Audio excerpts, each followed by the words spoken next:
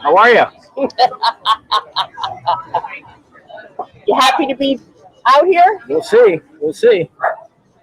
Don't hear anything yet. We'll get ready to start. Let's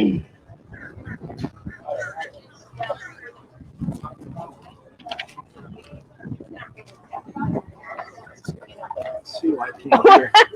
Technical difficulties? There we go. Dear. Dear.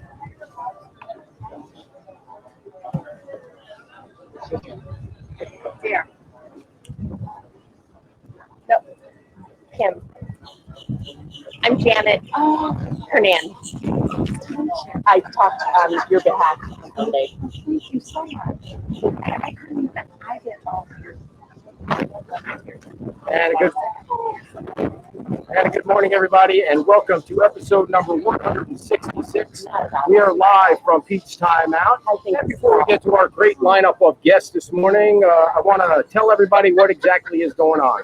We are outside and we are in the public square exercising our right to free speech. And we want to thank all of you very much for your input and your support on this decision today. For everyone tuning in that doesn't know what's going on and why we're now sitting in your publicly owned space, here's the story without the spin of any members of the town council. We tried to follow the town's rules to get back outside. We applied for a street performer's permit, and we paid our business tax receipt from the county and sent the town a check for $75. Typically, when a street performer has a permit denied, the next step is for that person to appeal to the full town council. Well, to make sure we weren't able to appeal his decision, Roger decided technically he denied the permit. He said we didn't fit the definition of the town's code as a street performer, so the council would have to change the code first to even have us considered, and that's what he told the council this week. In his always uppity tone to the 5 people who employ him, if it's the will of the council to change the code, we'll change the code. And we'll welcome Mr. Ryan with open arms. They'll welcome us with open arms. All right, so what we were trying to do, what they were trying to do was to try and totally shut us down. On Monday the 17th, when asked why the permit was denied by Councilman Bill Veach, Roger answered he was so far afield, we didn't even cash his check. We just sent it back. In other words, Roger decides who's allowed to use the publicly owned square. By the way, there is case law that states the following. Rules that grant licensing officials undue discretion are invalid under the First Amendment. In other words, despite what he thinks, the town manager doesn't get to play God. Here's what we've been told over the past few weeks about why we, as a recognized member of the local media and the local press in good standing, are singled out when other media organizations are left to report without being harassed by code enforcement or by the town manager. Number one, this is what they were telling us. They have to use the town's power or power from Pete's Time Out. Well, I don't know if you can see it from there, but we are not using the town's power. We have our own power pack. We have our own battery pack. And number two, they are in the right of way, blocking emergency vehicles from getting into the square. As you may or may not know, or may not be able to see, we're in between 2 trees. So they have to knock down the 2 trees in order to get the emergency vehicles through to Times Square. And all the time that we've been here, I've never seen an emergency vehicle even try and get through the Times Square area. And here's number 3, everybody. And it comes to you from the Vice Mayor, Rexanne Hassenfrost. I'm going to play this cut for you so you can see where we're going.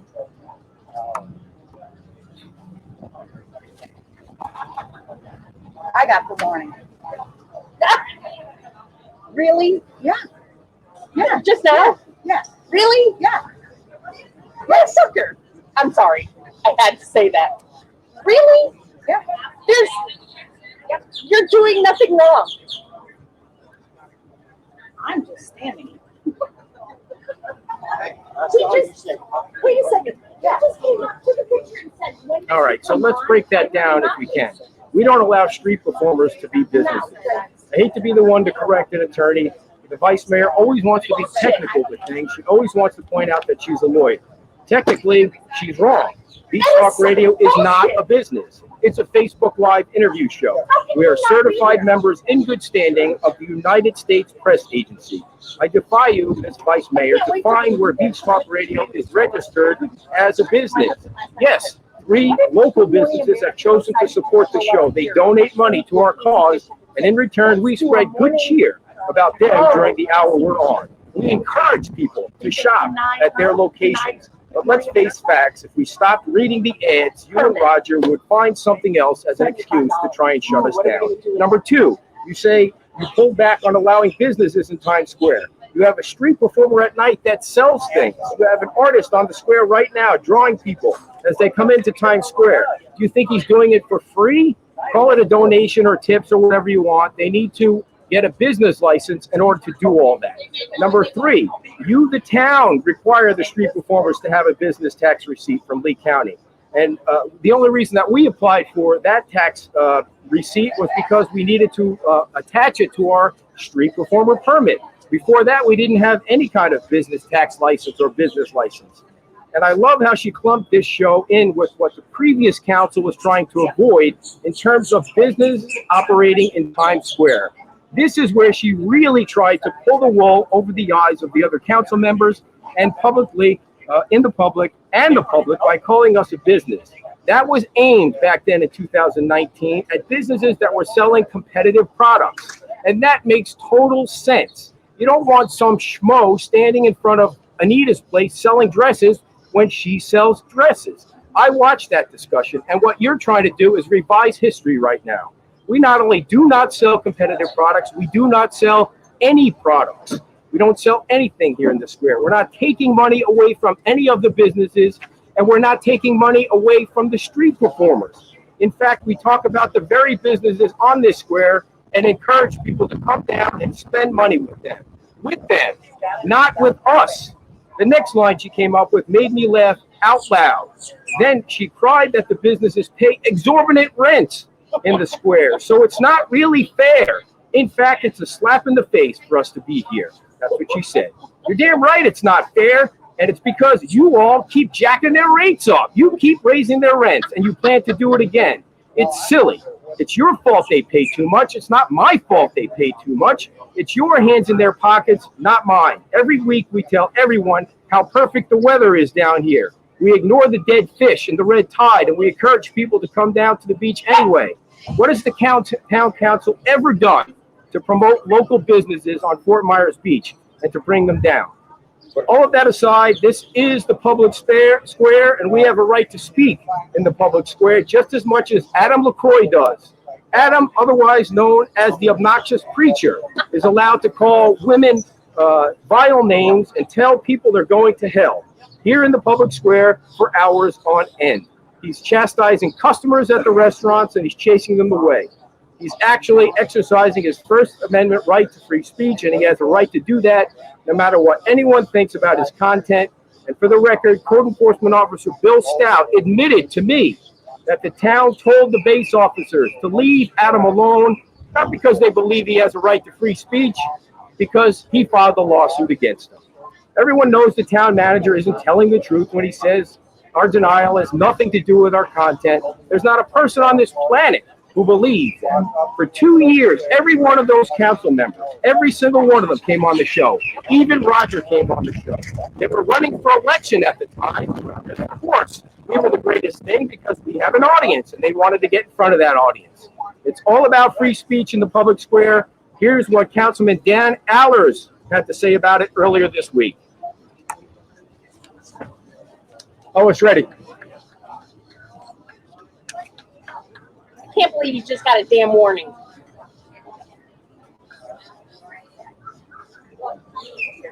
Ridiculous. Got all the puppies here this morning.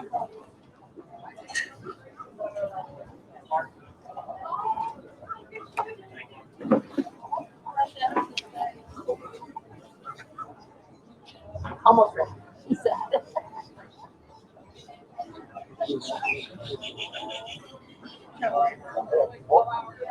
Yeah, they'll start all over.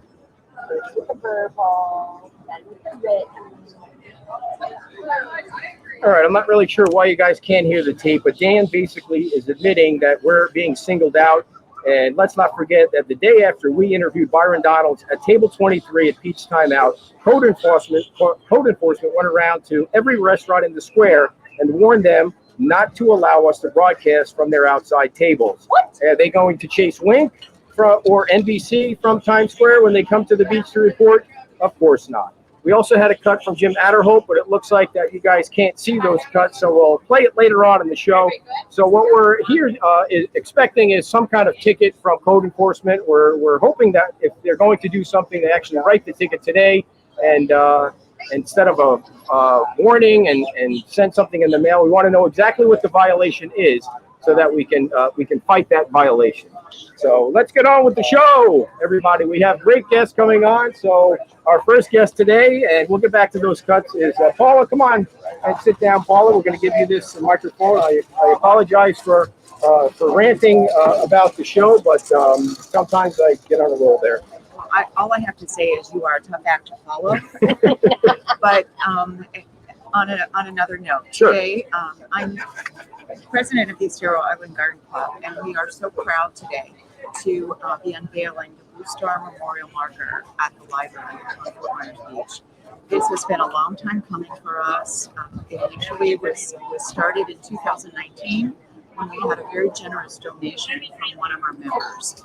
Her family, the Ashford family, is so very generous, donating to many charities. And when it was introduced to them, the idea of having something to really honor veterans, really hit home for them. Tom Ashford was 20 months old when his father was shot down in World War II. So when we brought this up, this was something that was very close to the heart of the family. And because of COVID, it took quite a while to get this going. And we're just so happy to be able to do this a week before Memorial Day. We've got a great program scheduled, and we're very, very proud of all of our veterans and all of the people that have really supported this. And it's just been a lot of work, but we feel that on Fort Myers Beach, we needed to have something. And so these memorials that we put up are really specific for civic areas, like parks and libraries, and also in cemeteries. And so it's a little different than the highway memorials, which we have throughout the state and throughout the country. So it's just something that, in I think it was 1996, they decided to expand this program, and this is the program that we chose to participate in. And can you tell us a little bit about the Blue Star program? Right. The Blue Star program actually started during World War I and World War II, where the Blue Star was put on the service flags. And so often businesses or families that had loved ones that were in the war would post that on their windows or in their storefronts. And so that's where the idea came from. It was initially to honor the World War II veterans, and then, of course, from there it was expanded. And again, initially it was for highways. US 1 in Florida was the first highway in Florida. That was a Blue Star highway. And since then, we've got several others that are throughout the state. But that's kind of where the idea generated from. And so we carry it on to this day. The National Garden Club wanted to pick up on this, and so they started promoting it through the country through garden clubs, which Estero Island was a member of the National Garden Club. And so that's kind of how we got started. There's already two in Fort Myers. There's one at the train station that's in downtown Fort Myers, and one near Page Field. And I think those sites were chosen because a lot of the fighter pilots and other service people were coming into the train station as they were coming in for training. So that is a spot that the Garden Club, wanted to have something commemorating that. And then Page Field, where they did a lot of training. So that is the other area in Fort Myers that we have. And now the third one is going to be Fort Myers Beach at the Fort Myers Beach Library. And I want to thank everybody for letting us know that the sound was a little bit off, so I fixed it, and I hope everybody can hear okay. I don't know if anybody heard me at the beginning, but maybe it's a good thing that they didn't hear me at the beginning. So, what's the agenda like later today when you guys get down there? I know it starts right at 10 o'clock. Yeah, we start at 10 o'clock. We have the brass music ensemble that is going to be opening with a song for us, God Bless America. We have our hosts. Our hosts are the donators of the money for this, Pokey and Tom Ashford. We're hoping to see Mayor Murphy to give a welcome. We are being joined by the Cypress Lake ROTC, and they're going to be posting the colors as well as retiring the colors through the program. We will have the national anthem, the Pledge of Allegiance, and invocation by Dr. John Adler from St. Raphael's. And then we have some very special guests that are joining us from the Florida Federation. And one of them is Rosita Aristov, who is going to be giving us the history of the Blue Star marker. She will be sharing that with everyone. We will be having an unveiling of the marker by Rosita and Carolyn Lowry Nation, who is also a member of the Florida Federation of Garden Clubs. And we are also delighted to have the new president, Marge Hendren, who's going to be with us.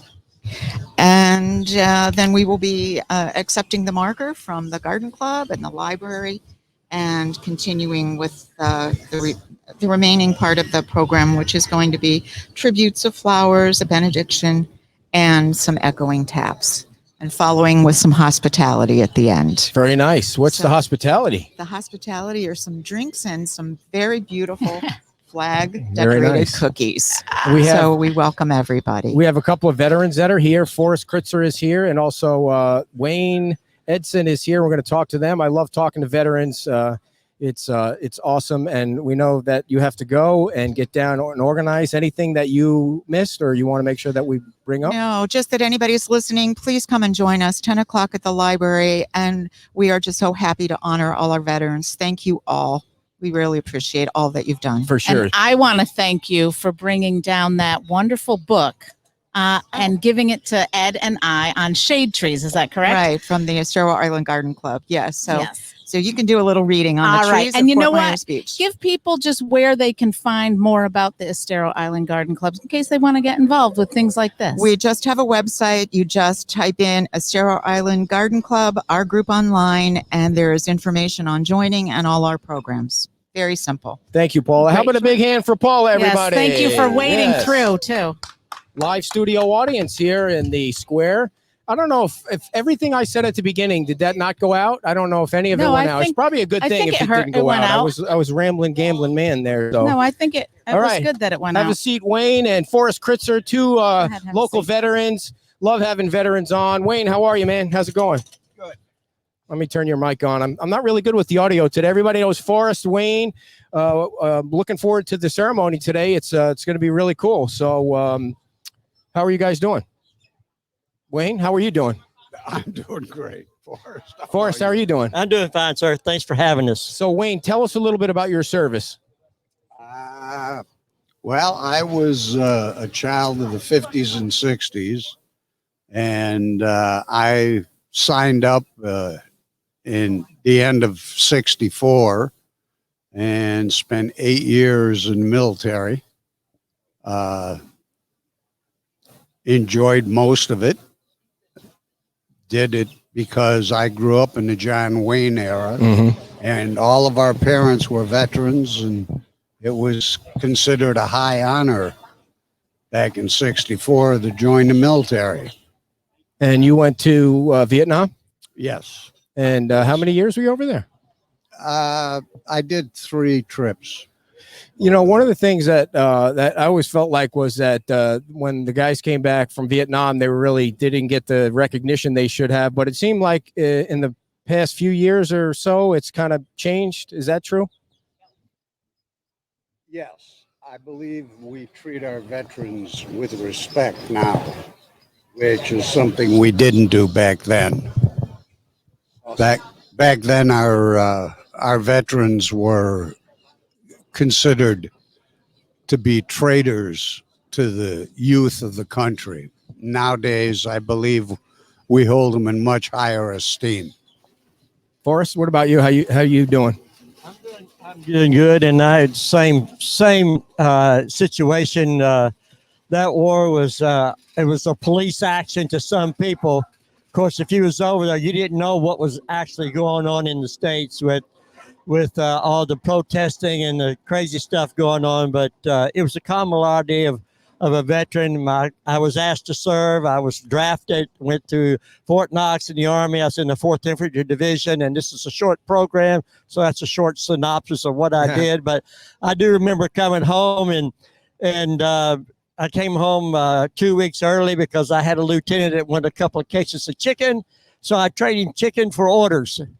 They wanted a And couple got of it. cases of chicken. What do you mean? Yeah, I was in Company B, 4th Infantry Division, and I was assigned to driving instead of carrying an M16 because I had my military driver's license, and we issued food to the outlying fire stations and fire posts, and they would come in and get the food from us. And the lieutenant wanted to have a party one night, and he said, "Kritzer, you're in supply." I said, "Yes, sir." He says, "I want to have a cookout." I said, "You do? I want to go home early. How about that?" Nice. So I traded him some chicken to come home 2 weeks early out of Vietnam. When we were able to trade anything to come home early? I was in the Navy, and we had a lot of things we traded. We called it cumshaw. Do you guys stay in touch with the folks that are still alive? Do you stay in touch with the folks that you served with? You tried to, or is it just it didn't turn out that way? When I came home, the society shunned me. Mm-hmm. So you basically became embarrassed of your service and tried to distance yourself from it. I got home, landed in San Diego, immediately went to the airport and took a plane to Chicago, got off the plane in O'Hare Airport. I got spit on twice. Really? 3 people asked me, how many babies did you kill today? Well, after that experience, you learn not to try to associate yourself with veterans. It's crazy. It's not like you volunteered to go over there. You were forced to go over there, or you're made to go over there. It was part of the deal. I volunteered to join the military. Mm-hmm. Gotcha. Once you're in the military, you have signed a blank check payable to the United States for anything and everything up to and including your life. Yeah. Did they pay for your college days back then, or did that start after Vietnam? No, that started at World War II. Okay. So and World War II was before Vietnam, right? I'm not good with math. I'm old, but I'm not that old. So what are you doing now, Wayne? I'm retired, living in Fort Myers Beach. Isn't that nice? Isn't this the greatest place on the planet? Like, the weather's always nice and great people, and they're going to have a nice ceremony for you guys today. There needs to be more than that.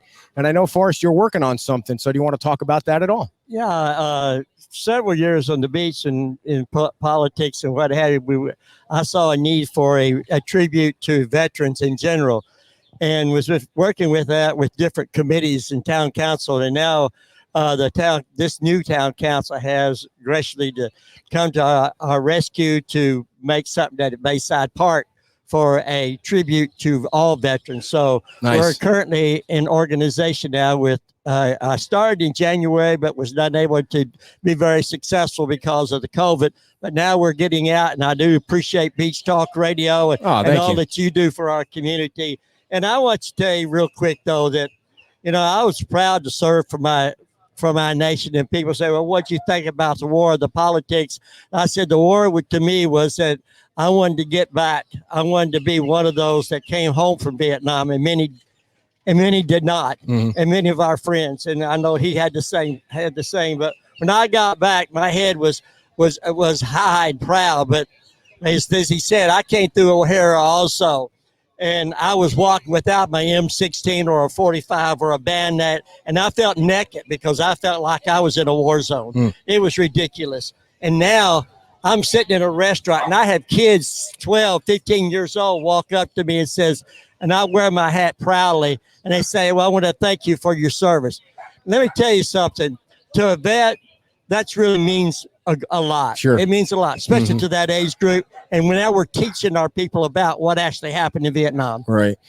How do you guys work through the pain, the mental pain of war is hell to begin with, but then you're in a war that when you come back to the country where you served, you don't get any respect. And how do you deal with that? What kind of services are out there that help people? Go ahead, Forrest. Let me tell you, it flares up every now and then. I'll see something on TV about the war, or especially when I watch the Pacific, and I'm not tagging anything, but watching the World War II in the Pacific. Such a great honor to be a part of that camaraderie, even though I wasn't even born at that time. I was born in 47. But we all have a camaraderie as brothers banded together. And it brings emotions to you. If you ever go to over to Cape Coral, to our vet center over there, and talk to the guys that are there, you'll see we come together in a special way that I can't relate. I can relate to him that I can't relate to you Sure. because we know how they train us, how they teach us, and how we feel for one another, whether it's Navy, Army, or Marines. It's all the same when it comes to vets. And there's people today with PTS, post-traumatic syndrome, that creeps up on you, and you have to deal with that. And individuals outside of the military don't understand that. And it's real. It's really real. Well, you get a lot of kudos from our viewers out there that see you guys here on the show, and they're all thanking you for your service. How many veterans actually live on Fort Myers Beach? Do you know? Is it a? I don't believe there's any way that we've ever taken a census to decide that. I know, but they are a lot of us. I think Ray Murphy's probably his dad is the oldest veteran on the island, if I'm not mistaken. He's in his 90s, I believe. Where? How many are showing up today? You have any idea? Or are you just kind of going to run into them at the ceremony? Well, that's going to be pretty cool. Yeah. Yes. So, anything else you want to say about your service or the ceremony that's coming up that you want to share with the folks? If I may, sure. You may. I'd like to give you my phone number and my email address, if that's okay. Just me or everybody? Everybody. You are the show, man. No, feel free. We wouldn't have one without you. Go right ahead. My phone number is area code 270-860-4972. And my email address is justshine, JUSTSHINE @hotmail.com. Anybody, veterans out there that's interested, and especially if you have a finance background, advertising background, I know you've already committed to me. You'll help us all we can, and we do appreciate the veterans appreciate you and what you're doing today. Wayne? I just want to say, Ed, that I support your show. Thank you. I think you're providing a great service to Fort Myers Beach. Our local politicians may not always feel that way, but hang in there, because I learned a long time ago, politicians are temporary. Thank you very, very much for saying that. Thank you, Forrest, for coming on. And thank you guys for your service and for everything you've done for the country. And I hope you enjoy the day today down there. And I look forward to working with you, Forrest, on the memorial at Bayside Park. Thank you very much. Thank you guys very much. A big hand for our veterans, everybody. Very nice. Very nice. Wayne Edson and Forrest Kritzer. And we appreciate them very much. And before we get to our next guest, Louise, I think I got this thing working. I want to make sure that you guys hear what Jim Adderholt had to say on Monday, because this was a key point at the meeting on Monday. So let me know a thumbs up in the box if you can hear it, because I want you to hear what Jim had to say. There's a First Amendment issue here that we tread on occasionally, at least get up to the edge, where it appears as if there's repercussions for those folks who are utilizing their First Amendment rights, and that gives me pause. But I think we need to be really careful in terms of the message we send, in terms of how we enforce it. Now we've asked Beach Talk Radio not broadcast outside on the property that's leased from the town, and for a couple of years, everyone had been broadcasting from that location. So we're all complicit in this quote unquote heinous crime, since been reversed. I think creates an awkward situation for the town. It's potentially divisive for the town. I wish we could figure out some kind of an accommodation where it would just bring people together. Thank you. All right. I'm glad you guys could hear that one. And we'll talk about it a little bit later. But right now, another great guest joins us from Lover's Key, Louise. Good morning, everybody. We don't want to ruin your last name. Cowich? Yeah. Cowich. Always stick with the first name. By the way, how was the grand opening at Lover's Key last week? The Welcome Center, which seems like is you guys have been working on for Welcome and eons. Discovery Center. Oh, sorry, I didn't get the full name in there. It's all good. How did it go? Well, first of all, Ed and Kim, thank you so much for providing this platform for public awareness. Right. We got so much great stuff going on in Fort Myers Beach and Bonita, and this is an amazing opportunity for all of us to learn from each other, just like our two previous guests, they were our great. Veterans. They were great. Thank you very much. Oh, you're welcome. To be honest, I wasn't there. That's right. That's right. No. I was doing my first post-vaccination tour of the South, and that was amazing. My husband and I took a road trip. Good for you. Yeah, and I got to encourage everyone to go out there and spend money on our economy. Right. Help everyone out. Well, I heard it went great. I saw the pictures and all that. So how could it Yeah. not? I wasn't there physically, but I had a few folks there representing us. I'd set up some booths.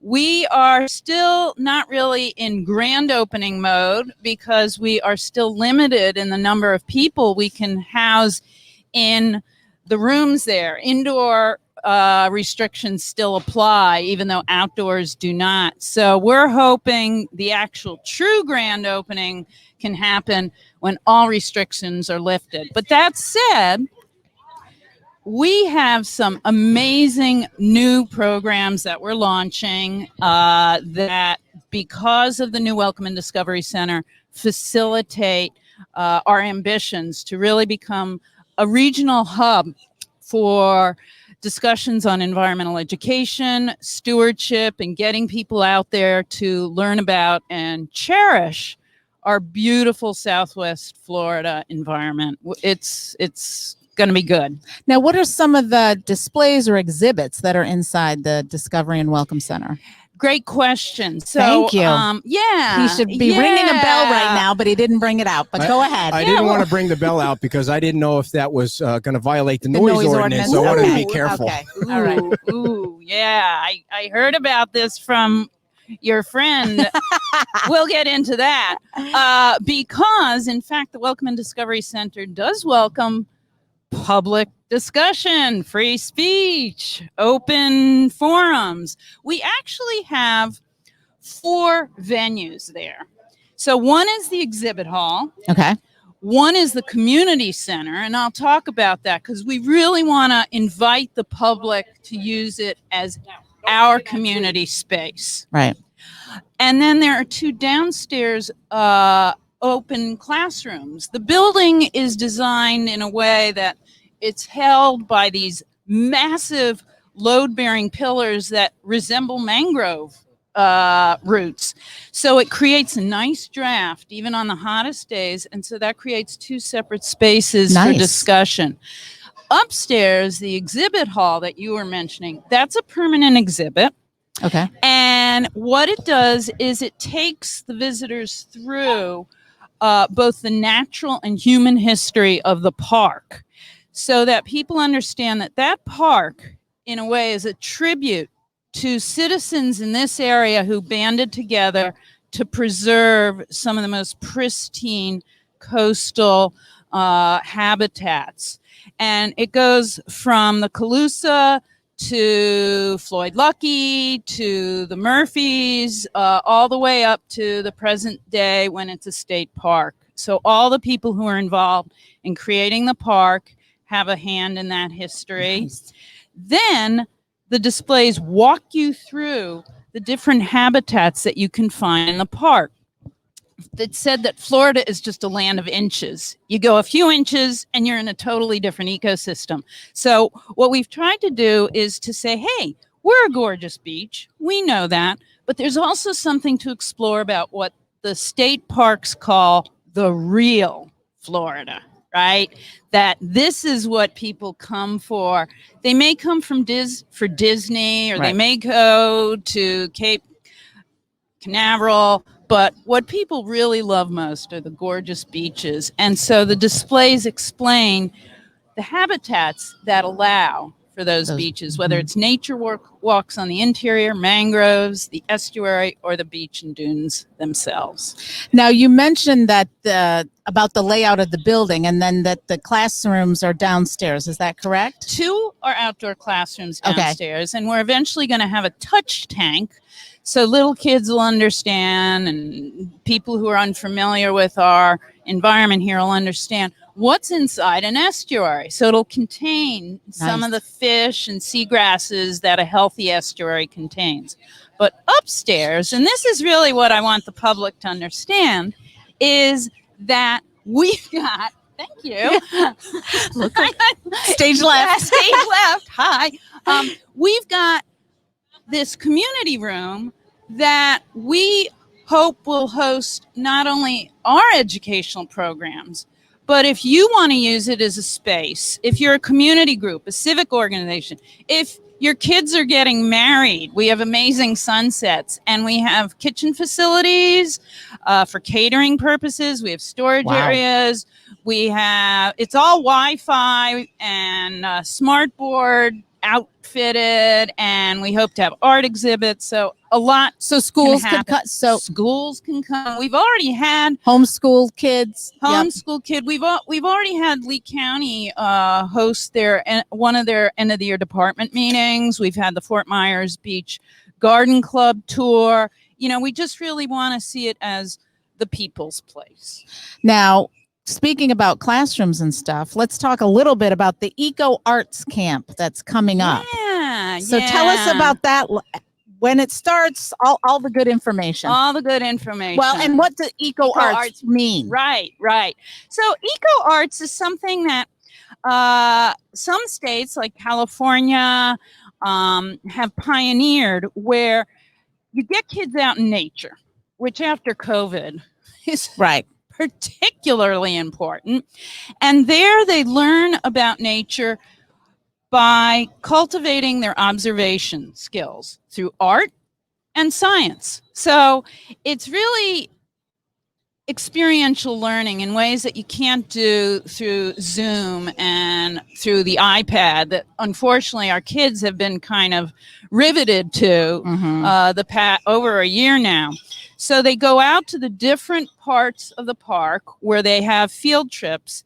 Then they can draw, they can conduct scientific experiments, and all of this is done with professional educators who are dynamic and creative and who also want to bust out of their Brady Bunch squares from TV and get out in nature and learn with kids. I mean, there really is no substitute for the touch and feel and being in the environment versus, as the best people could do, you know, with COVID was visual through Zoom. But this is a great opportunity for kids of all ages, 6 to 17. 6 to 17. To join and do a week or 2 weeks or 3 weeks or the whole shebang and get that experience. Can you tell us some of the weeks? What'll be going on? Sure.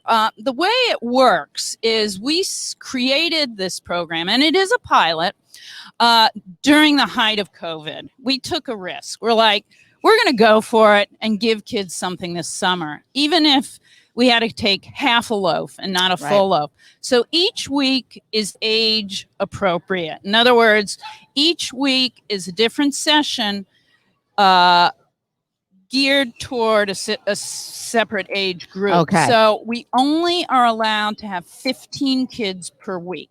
And we hope in the future we can expand that. But in a way, this is good for now, not just because we have to adhere to the mandates about COVID, but this will give kids a real nurturing experience. And we're the only program that's going to be offering a teenage group, 13 to 17 in the area.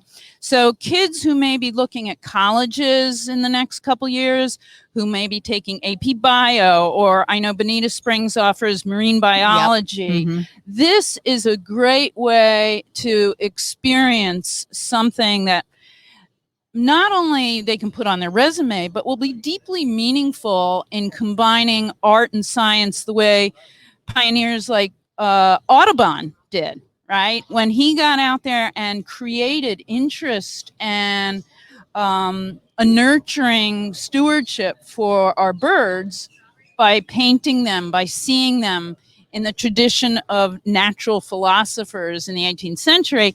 This way, kids too, who really are the future of stewardship in our state, will have that appreciation, that experience. So we have 5 weeks of programs beginning June 14th. And we are so sorry that's school is still in session in Lee, but this we set up before Lee ended. So we're appealing to homeschool parents. We're appealing to independent schools, grandkids who may be visiting folks for that week. But the rest of the summer, last week of June and all 4 weeks of July, we're open for business. Each session is 1 week long with different educators who are specialized in that age group. Can you tell us what some of the weeks Sure. the theme might be? Sure. Our first week, June 14th through 18th, is really focused primarily on art with a painter. Okay. Jenny Licht is our artist in residence. That's one of the new pilot programs we have where we're promoting art in the park for all ages. And so those kids will be focused primarily, but not exclusively, on painting what they see in the different habitats of the park. Then the next 2 weeks are being taught by Susie Hassett, who is a leader in environmental education in Lee County. She has taught camp for decades, and she is delighted now to be able to go right here in Fort Myers Beach to the park. And the kids go out with send nets and fishing poles, and they look at what they see in the water through microscopes. They do nature journaling. And likewise, but at a more advanced level, the next 2 weeks are with a fellow by the name of Gary, who is going to be taking the older students. Okay. He teaches international baccalaureate and AP courses. He's a coach. He really wants girls to advance in science and not be afraid of science. And so they're going to be doing a tremendous amount of science and nature journaling on marine biology. You know, this sounds like so much fun. When are they going to start doing some adults? Well, as a matter of fact, Did I just lead? That's a great segue.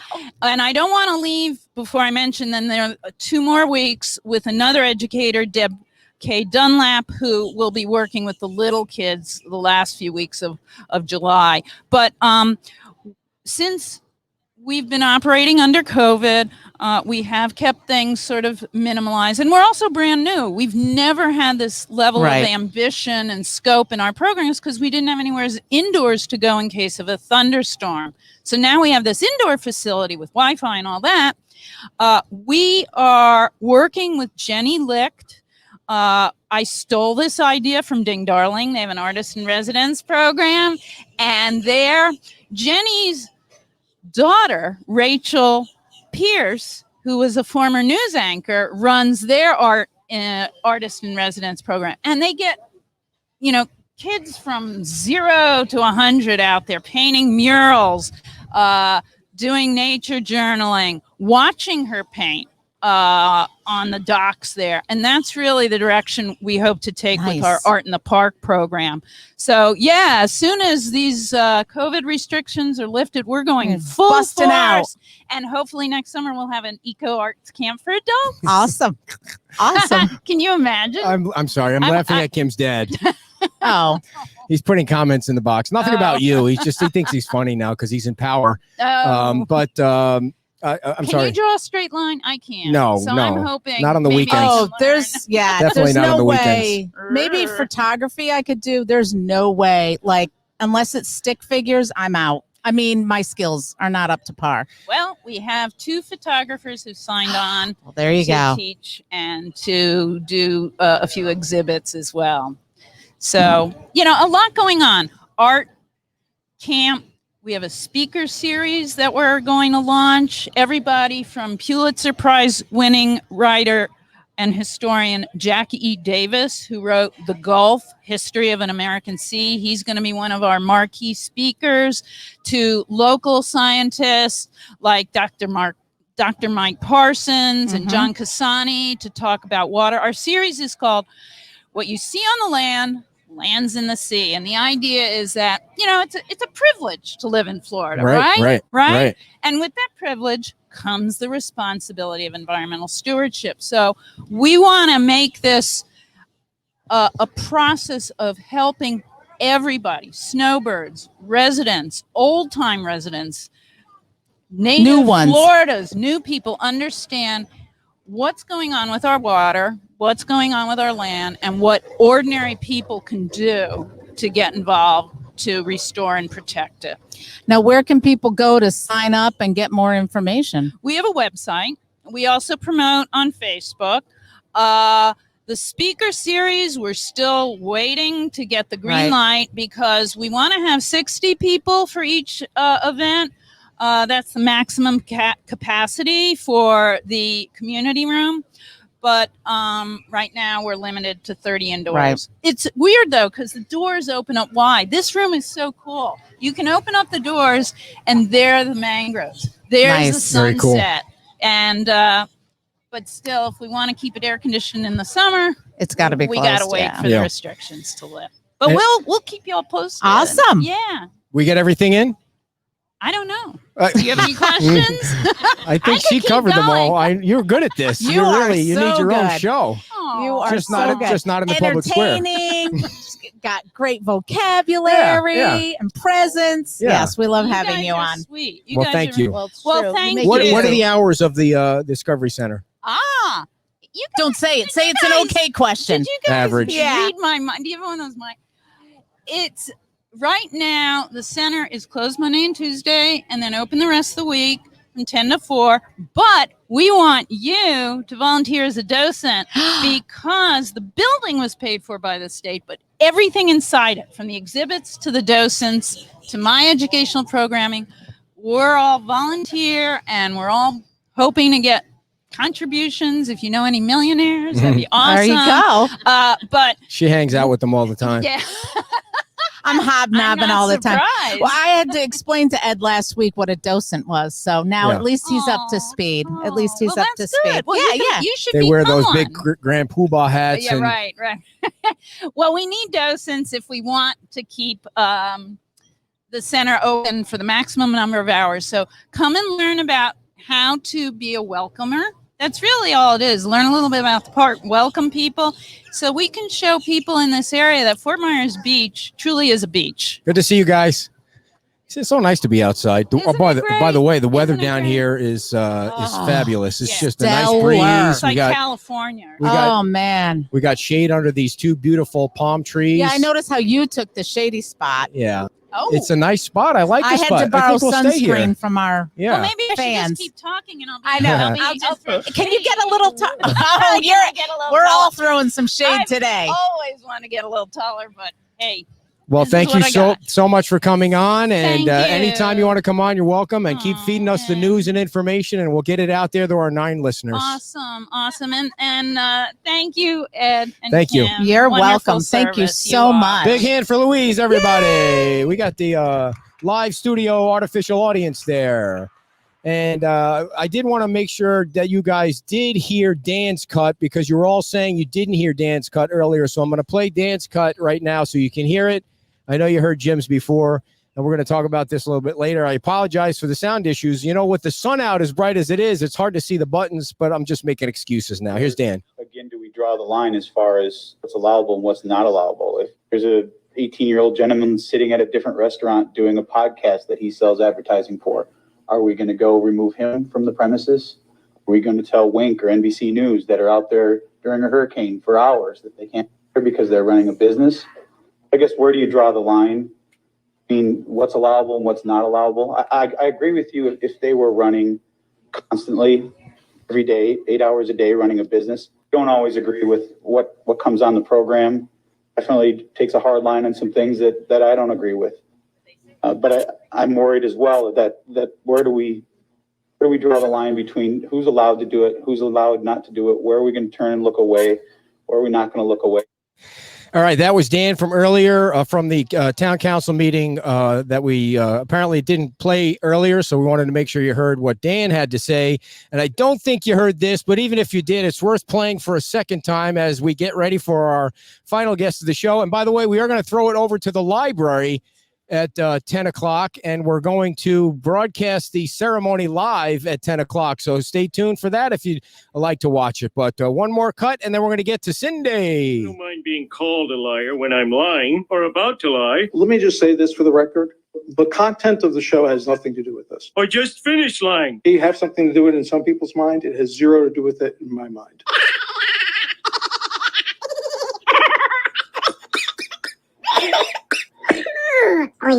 Liar, liar, pants on fire. All right, everybody. Welcome back to the show. We have a very great guest, a very special guest, a very wonderful guest. All of our guests are wonderful today. Yay! And a huge issue going on down here on the beach. And it was actually a big week for this issue, the lighting issue on Estero Boulevard. It is still dark out on Estero Boulevard. And nobody really knows when it will be light, but it will be light at some point. We just don't know if it'll be amber or white lights or green lights or blue lights. And Cindy Johnson is with us. And Cindy, are you on any of the committees, or you're? Well, I was on the first 2 stakeholder meetings. Other than that, I don't know if I get much say, but I believe that Suzanne is going to meet with me when she comes in. Around the 7th. And Suzanne is part of Town Light, Mm-hmm. a part of the engineering company. Yeah. So, this was an interesting week, Cindy. The Public Safety Committee got the presentation, a kind of a watered down presentation compared to the one that the stakeholders got, because I'm guessing they figured people watched the first meeting and why go through everything again. And then the Marine Resources Task Force Committee also got the same presentation as Public Safety. And to me, I could be wrong, it seems like those 2 committees are going in different directions with the lights. Am I wrong?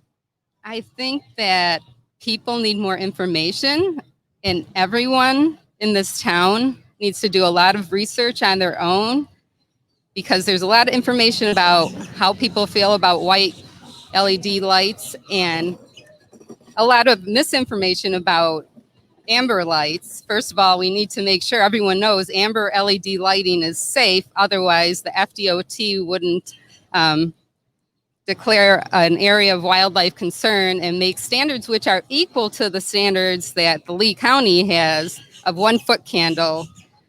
Now, when you say safe, you mean obviously it's safe for the turtles. You mean safe for humans. Okay. Safe for humans. Safe for humans. Yes. Okay. One of the things that we were talking about on the drive over, while she was yelling at me, and I was listening to her yell at me, was about the county. Like, the county is not really, well, they kind of have somebody on the phone or on the Zoom.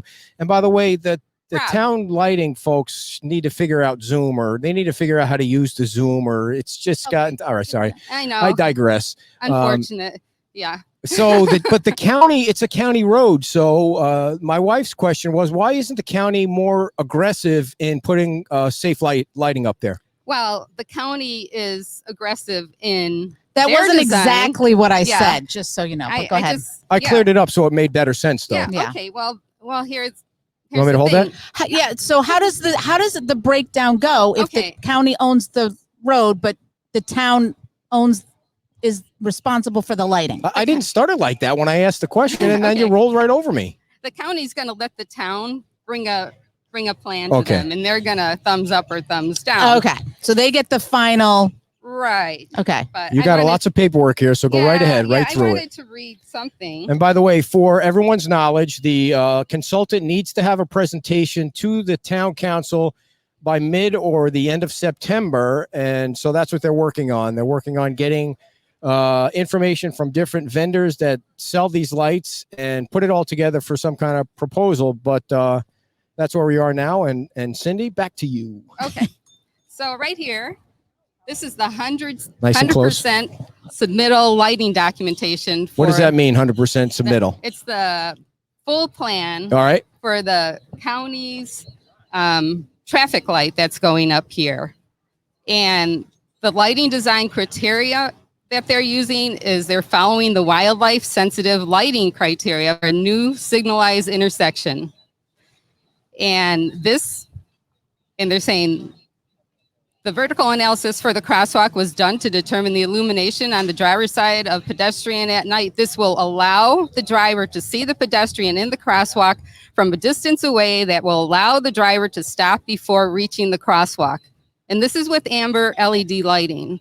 So it can be done. I know You're saying you're kind of being sarcastic about something, and I think I want to get to the point instead of beating around the bush. Yeah. Amber lights is where everybody's going, but there are people who don't believe amber lights are bright enough. Is that okay? Correct. Thank you. So I'm kind of in the camp of I don't really think that amber lights are bright enough. What about a compromise of the option of having a fixture that's got an amber and then the white light? Well, because it's not just about the turtles. Okay. White light affects a lot of things, and the color of the white light too. You know, how bright the white light, people don't like them. So people need to weigh in on that too. So the 4,000 Kelvin that they're talking about is the Burnt Store Road. Right. I don't think we're at 4,000 anymore, though, right? We're down to 3,000. No, I don't think they're. You could come with 4,000? 4,000. Wow. I think they love 4,000. Not on that road. Not on Estero Boulevard. Seriously? I don't think that. They think wow. that's the best visibility, but I don't think they can prove it. I don't think they can prove a lot of things as far as. That's going to kill the raccoons and the gators. It's going to kill everything. Those lights are going to be shining in everybody's house. The people that live along Estero are not going to like it. No. And for someone like me, I mean, I have to wear my sunglasses driving down some of these roads in Lee County at night. Blue blockers. They're too bright. And so even with the full shield, still not going to work. Well, then every time you shield a light, you're blocking it from some area. And we need these lights to meet and create a corridor of light. I know she doesn't like, that's not the technical term, but I think that's. We don't want to be technical, especially with me. I don't really understand Steve technical. Talks like that, but yeah, he talks over everybody's head. He's always got to be the smartest guy in the room, Steve Johnson. I try to be plain speaking. So, let's get to the amber light situation there. So amber lights, let's say they go with that. I mean, the town council is definitely leaning toward amber lights. I mean, you could tell that's the direction they wanted to go when they irritated the guy that made the NPO presentation. Right. So how many poles will you need? You have to do a photometric study for that. And actually they had 2 amber lights in their presentation or in their little handout. It's a lot more than we have now, right? No, they actually had 2 in their handout. So you got this handout. It looks very technical. 561 is what you got highlighted there. So the 561 is for the Cree RSW amber, and that is the FPL light that's available for free under the tariff program. Right. But they have this E-Luminaire amber, and they say we would only need 140 of them. So I don't know what the pole spacing is, but we would only need 140 of them. And they also have an E, and that one I know is already on the FWC approved list for wildlife lighting. Just not FPL. I don't think so. Okay. I don't think so. Yeah, so I think they'd it's have just to sell that it. So they'd have to sell it to FPL. So They'd have to sell it to FPL. yeah, get them to approve So it. one of the And things that would take time. I think they said it takes like 3, 4, 5, 6 months. They put these lights in their salt chamber and make sure that they're good for the road. I've been in the salt chamber. Because if they don't go with an FPL light, then they have to the town's got to do the whole thing themselves. Right. The poles Right. and everything. So let's get right to the mustard here. Does FPL have the lights that we need now on Estero Boulevard? They have the lights we need. They are installing them. They aren't or are? Are in Yeah. Fort Lauderdale. They're actually using this So free then- RSW amber LED light. Okay, They're so then installing that in Fort Lauderdale right now, and up in, I know you talked to the people in Clearwater. I'm trying to talk to people, yeah. So if FPL has the light that protects the turtles and keeps the people safe, why are we going through all this? I think because a couple of council members wanted to explore the option of doing the switch off. So I think that's why we are where we're at. But there's one more thing here that was interesting that came up this week. Are you making news? Should I play the breaking news sound, or is Sure. this? Go I don't ahead, have one. because no one probably noticed it, but Okay, me and go ahead. So Lay it on us. So I know, at the Marine Resource Task Force meeting, the chairman asked about using the wildlife area of concern. And she said, well, we don't, we got this whole team together so we can, create a light for you guys. So they feel they want to create something probably, You totally lost me, Cindy. Okay, well, You they totally want to lost me. create an amber white switch off Oh, light okay. for us. I did hear that, yeah. They want to create that for us. That was their goal coming in. The engineers? If there's an amber light that works for the what? I guess are they manufacturers or are they engineers? I'm confused. No, they're going to use their contacts with the industry and make this light for us. Okay. Yeah. Like So- unique. Unique. Yeah. Okay. Yeah. If that's our intention, if that's our intention. So- We don't know, but she did say too, if it's going to take too long, then we're going to just ditch that idea. And we hope it doesn't take too long because we have people right now that have been living under streetlights that have been turned off. So, Yeah, I mean that Yeah. can't be safe at all. So let's talk about and it's not a political thing or anything, but Roger came into one of the meetings and he interjected something where you was that the right word? Yeah. Interjected. Yeah. You're making a face, dear. So he said something. No, it's not a political thing. I really want to know what the answer is to this, because he said if you put up a certain light, like I got the impression that he said if you put up amber lights and there's an accident, that we lose our we're totally liable for it, or the town. I'm getting it a little bit wrong, but I felt like he said you're getting the damn white lights because it needs to be safe. He's always called them safety lights. He always has this idea, and whether there's safety lights or not, and I'm talking about the white lights, whether you agree with that or not, and a lot of people don't agree with that. He made the Public Safety Committee feel that we have to choose between pleasing FWC and FDOT. But the FDOT and the FWC work together on these guidelines for areas of wildlife concern. And it's not for turtles concern, it's for wildlife concern. So is that a designate? Like, is that an actual designation they give to areas where they put markers down and say within this area, they have a map. Okay. They have a map. And that they've they already created. done that here. Yes. Okay. Yes. And So that's includes- already established. That's already on the books. But so it to just speak. happened. Yeah. They established it in 2020. Okay, It's so in it's the new. green book. It's in Okay. the green book that lighting engineers typically study or follow. And the Marine Resource Task Force asks, well, why aren't you going to follow that? And that's when she said, right. I was going to record that and play that. Yeah, You show, should've. but people are going to have to go watch the Marine Resource Task Force meeting. So I have a question. We're talking that way, but what about that way? That way too. That way too. Yeah. Now, is that way owned by the county or is that owned by the town? That way is owned by the town. Mm-hmm. Okay, so the town could put the amber lights in and do whatever they want over here. Have they done that?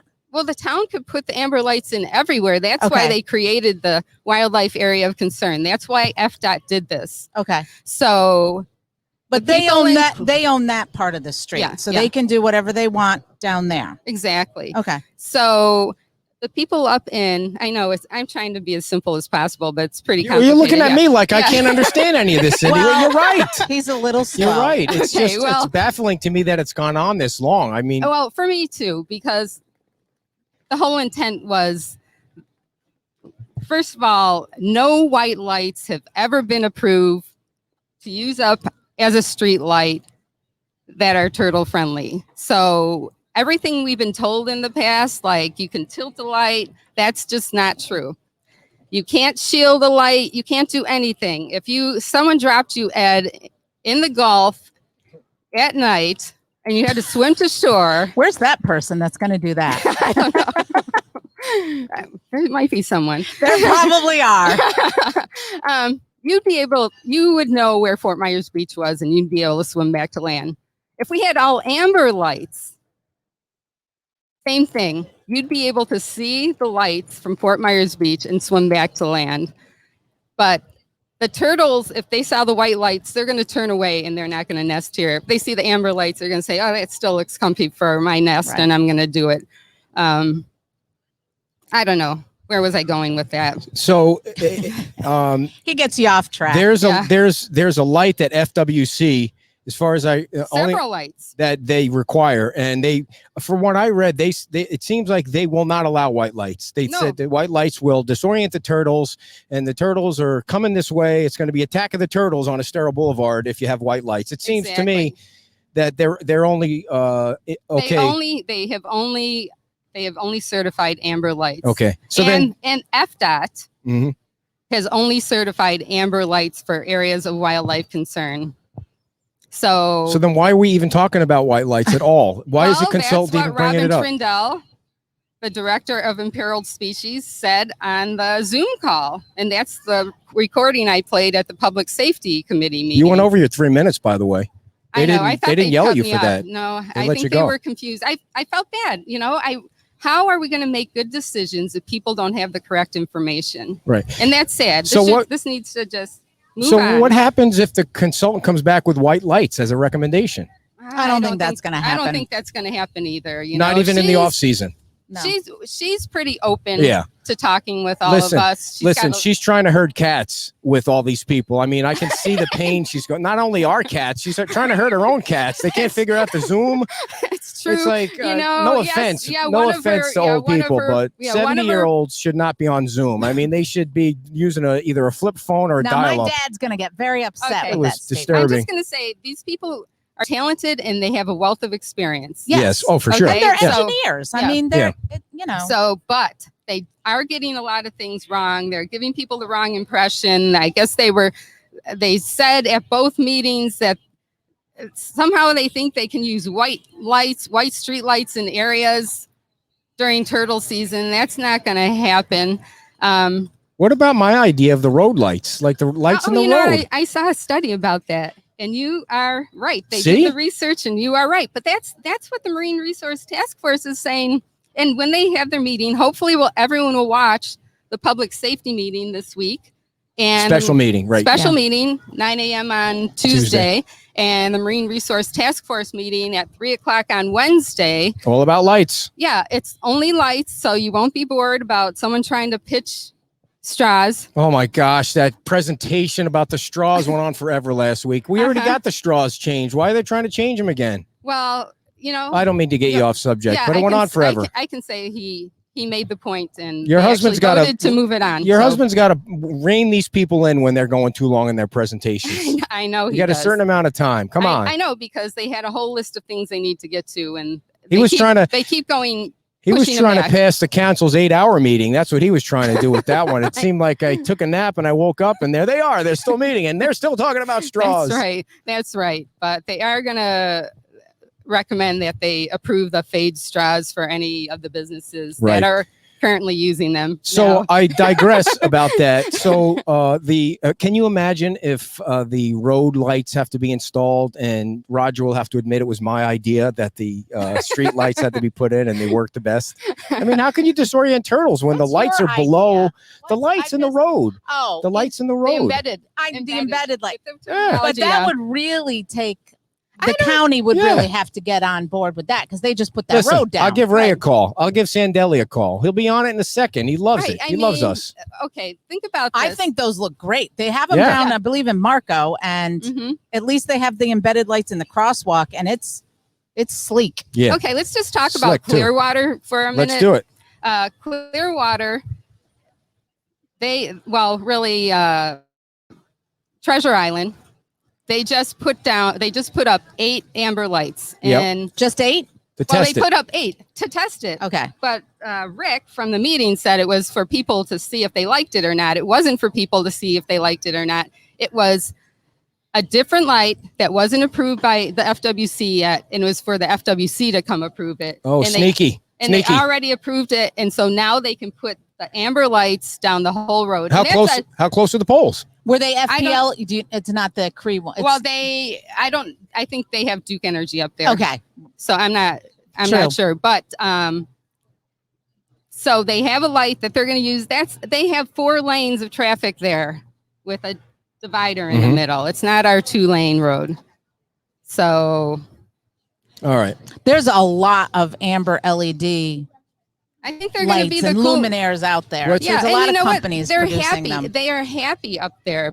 What happened to them is they had the high pressure and low pressure sodium, and overnight they were changed to, I think they thought they were 4,000 Kelvin LEDs, and people were screaming, and it's taken them years to get them changed to amber lights, and If you now want- everyone's happy. People were throwing bags over these lights because they were so angry. If you want an example of 4,000 Kelvin lights, go to Burnt Store Road and try and see if you can even maneuver your car down that road. I know they're going through some issues trying to get the lights shielded or reduced or something. And from what they say, it's it's a hard road for them to try and get those things lowered or whatever. Well, once something's put in, it's hard to get it changed. Right. And fortunately, we did have the side street lights put in first, so we knew it was coming, and we knew that those were only 3,000 Kelvin, and that disoriented turtles.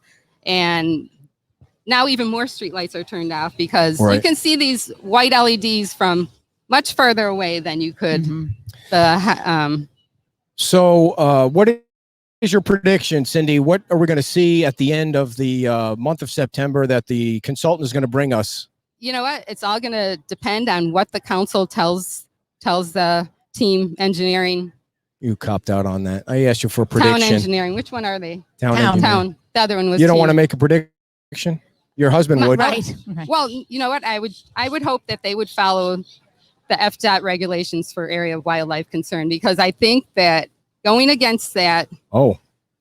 You have the FWC you're going against, who approves your beach nourishment. I think it's just. Oh, it's politics in the game now too. That's what you're saying, right? I think it's been politics this whole time. Or Yeah. that's what I Isn't was life told. all about politics, That's Cindy? what I was told right from Every the beginning. day we it was face politics. You throw some Right. missiles, we lob some Right. missiles. Right. I'm like, really? People want their lights on. I have if the Right. People want to see. Yeah. if you can see with the amber lights, the way you should look at it down here is it's better than what you have now, which is total darkness. Right. So, well, Cindy, unless we missed anything, we appreciate you coming down and giving us a recap of the week's meetings, and we look forward to another less than marathon meeting on Wednesday when your husband meets again. MRTF. Yep. Please make sure Yeah. everybody should tune in. Tune into those meetings, and then write your council members, because we don't want them to waste their time coming up with a 4,000 Kelvin light. And Right. Jim Hackett, that was a 4,000 Kelvin light on Burnstow Road. Oh, they're going to fight now. Jim thinks it was 5,000. It's not 5,000 because I was. She was involved in that. Is there public comment at any of those meetings that people can make? Oh, yeah. So Yeah, that I would would be think the so. other option, is come down and express your desire right there. Right.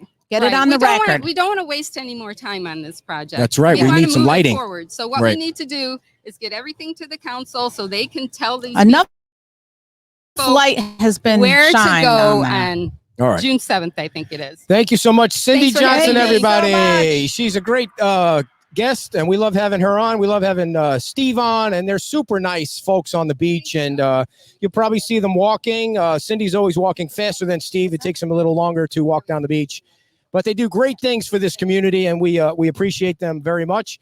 And we're going to talk about, we have movie trivia coming up, so you want to stay tuned for that.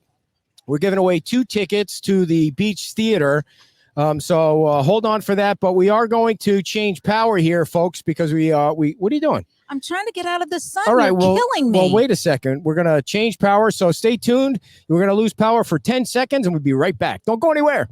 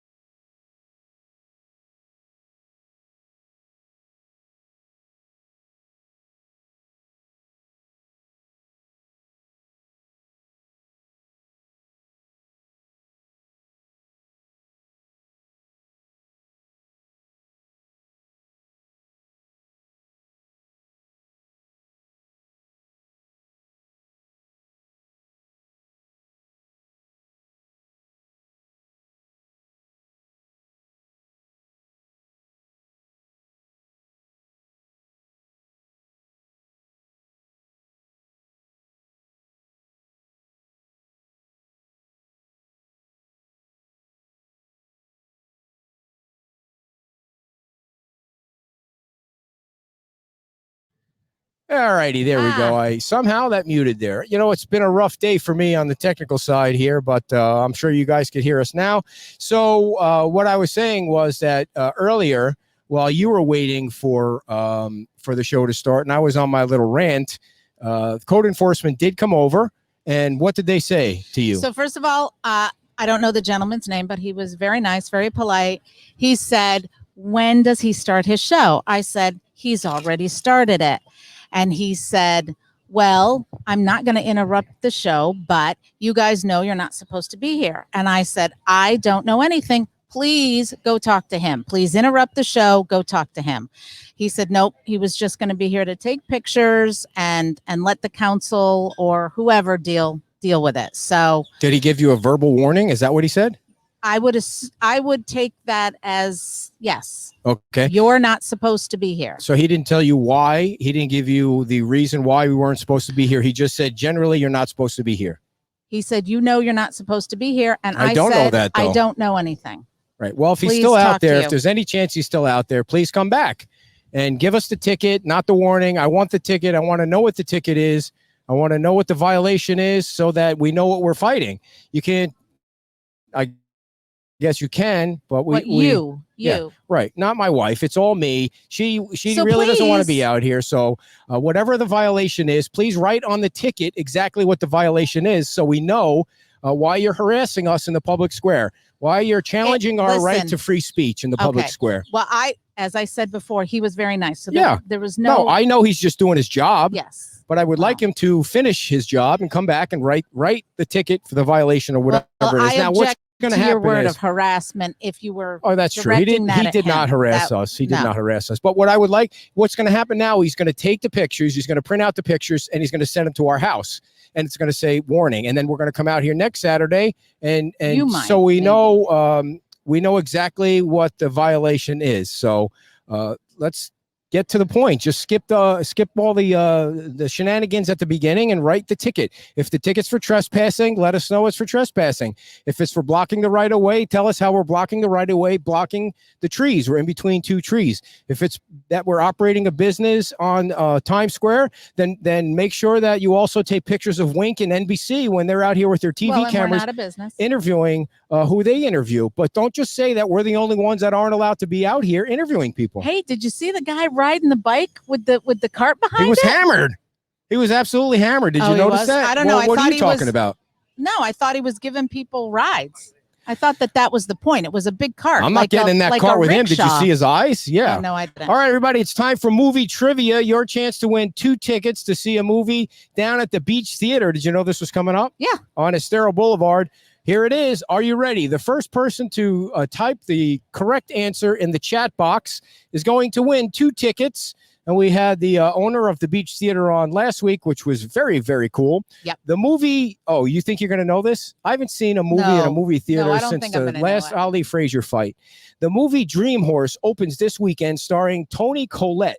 Did I say that right? Toni Collette. What psychological thriller was she nominated for an Oscar? Toni Collette is apparently I guess it's an actress. That must be a lady, right? Yes. The with an movie eye. Dream Horse opens this weekend at the Beach Theater here. Well, there's so many psychological thrillers. and it's not Psycho. So, No, that'd be too old. right. What psychological thriller was she nominated for an Oscar? First person to Was type it that Seven? in. You That was can't- a crazy Dear, one. you can't give it. Oh, okay. This is an actual giveaway here. This is an actual Oh, prize that we're sorry. doing. So knock it off. All right. The first person that correctly types in the answer is going to win the 2 tickets to the theater. And I thank was you close. so much to Janine for setting this up. We really appreciate it. You know, this is kind of like Lee's tough trivia. I wouldn't know the answer to this, and I didn't know the answer to 95% of the trivia questions Well, that you Lee sent in. don't know 95% of stuff. That dude is a encyclopedia of Fort Myers Beach. So Yes, there you go, John John Goggin. Goggin. John Goggin gets a big round of applause from our artificial audience. The answer is The Sixth Sense. Did you see that one? I did see that one. That was good. fabulous, wasn't it? Mhm. I didn't see that one. Who was in that one? Bruce Willis. Really? And was it the Macaulay kid? I can't remember the kid. who Macaulay played. Culkin?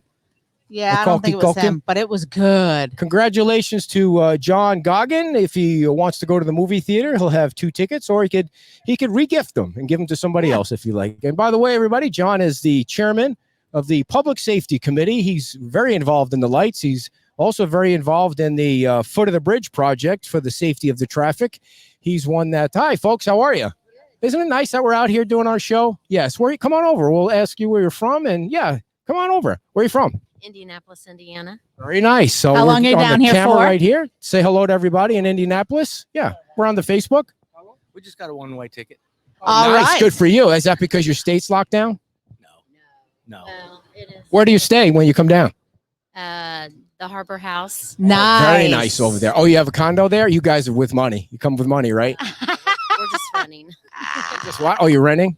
Is it? It's a nice place over there. We know some folks that live over there. Yeah. So, what is your plan for the day? What are you going to do?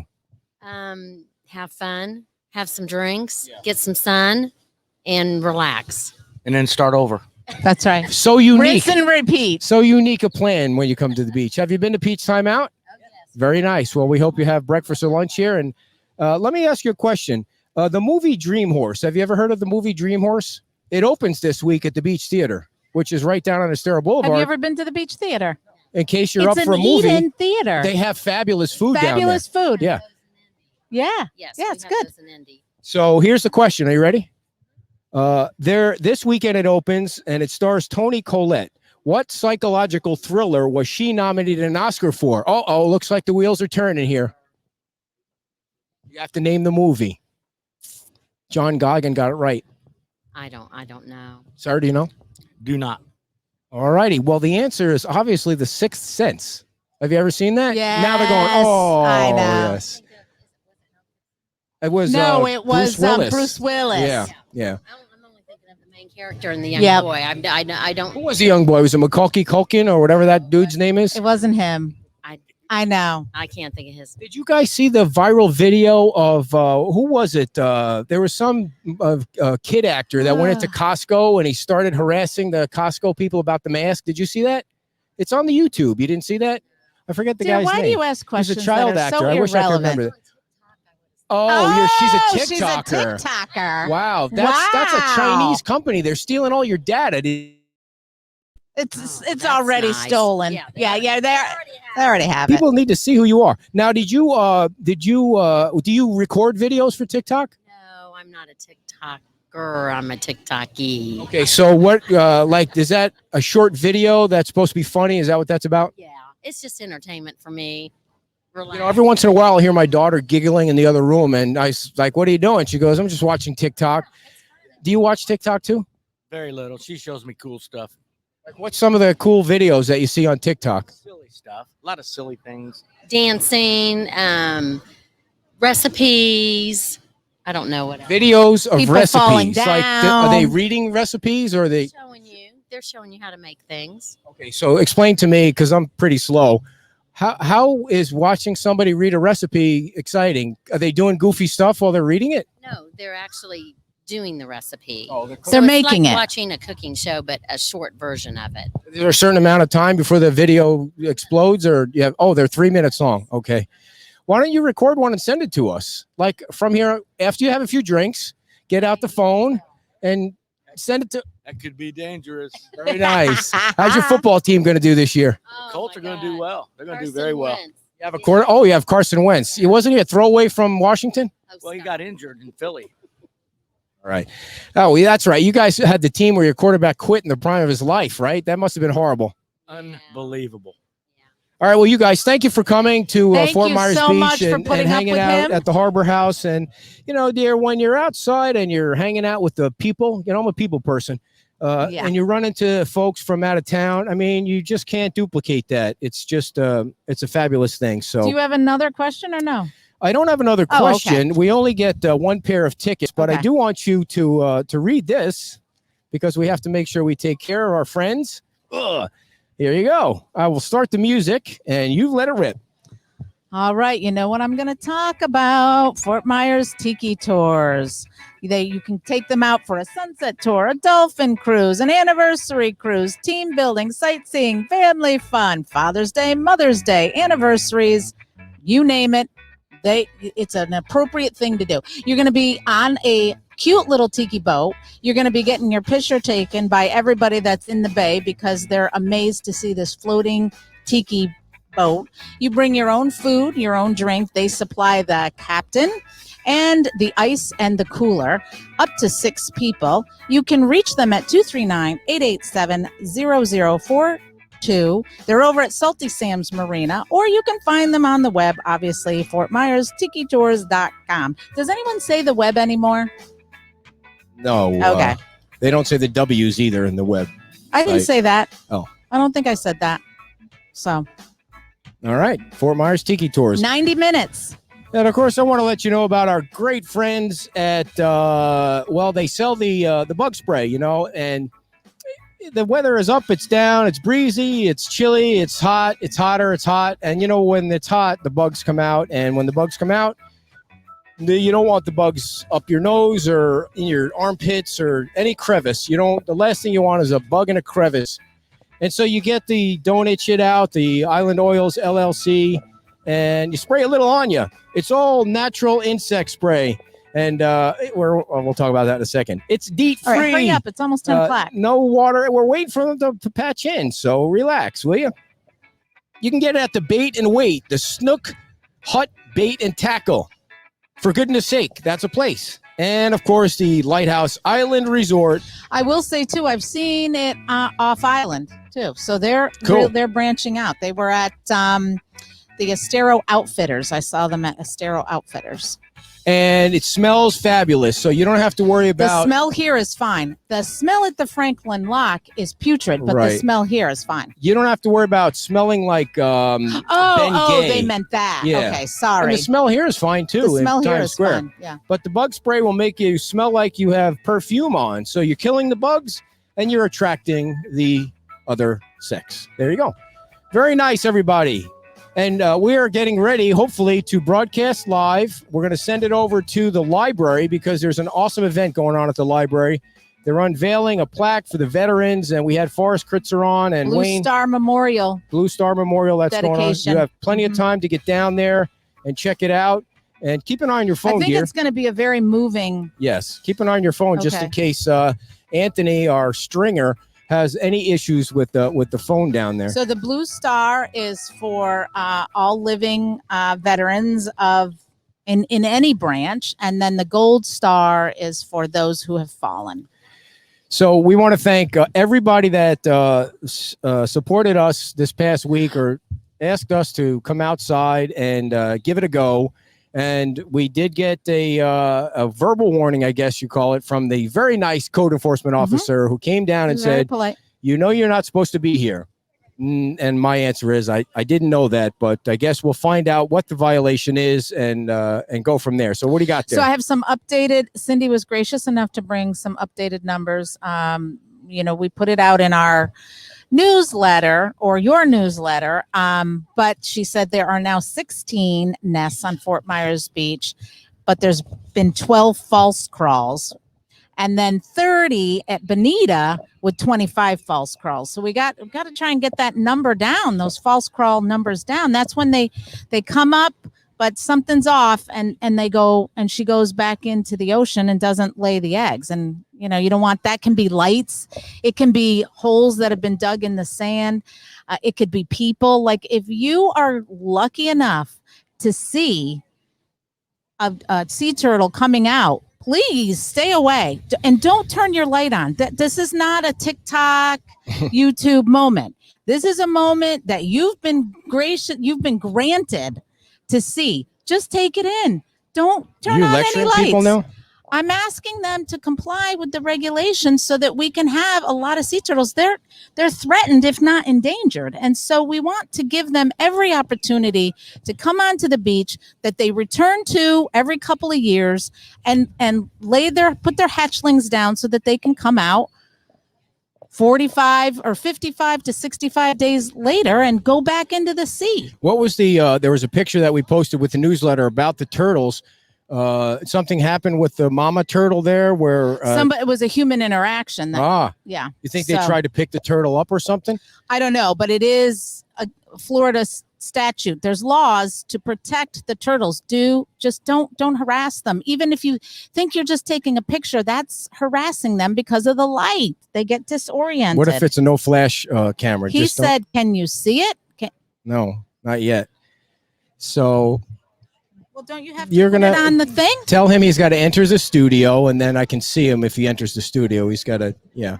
So, folks, we don't really know what's going to happen during the week, but we'll for sure keep you posted on the Facebook page about being outside. It really was cool to be out here, and everybody was so nice. I want to thank Lee Melsick for coming down and supporting us. He came down. He had breakfast at Pete's, and we chatted a while before the show, and he's been very supportive. A lot of people that are on committees have been very supportive, and so we'll just see what happens. I mean, if we have to go back inside for some unknown reason, we will go back inside. So what I'm going to do is I'm going to give you the last commercial to read, and I'm going to try and make sure I can connect with Anthony. Can you see me?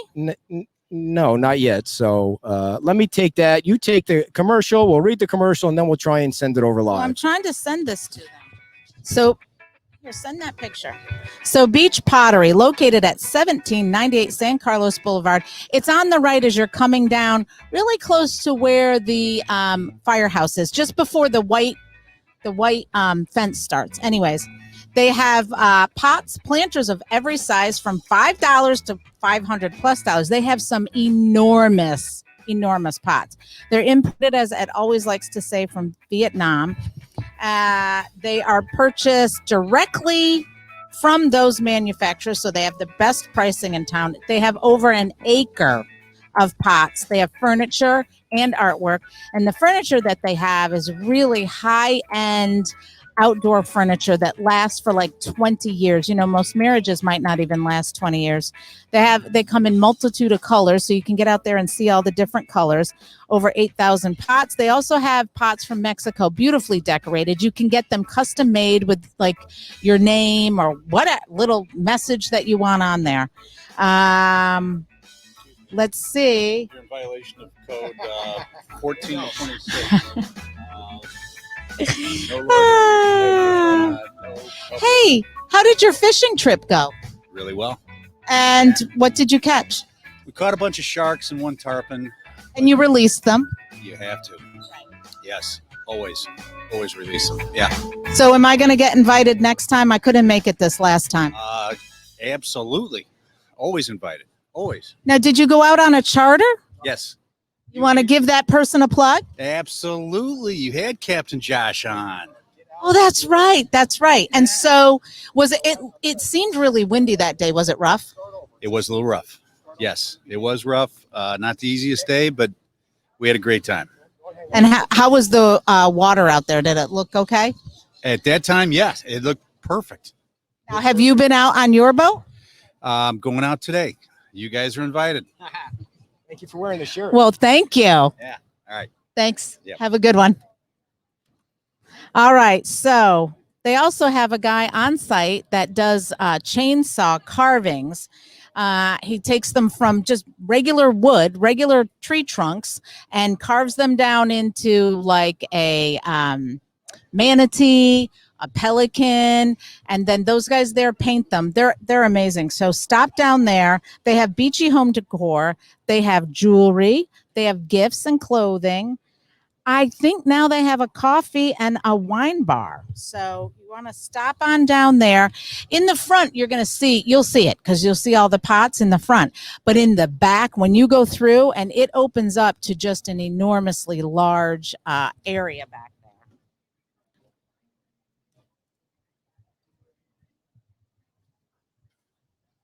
Hold on. All right. Okay.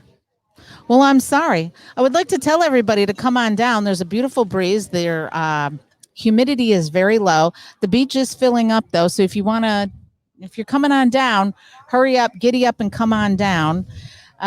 Jim and Cindy are still going at it on the bench over All right. there about the lights. Thank you, everybody. We're going to sign off and then sign back on and get this figured out from inside. And we appreciate everybody tuning in.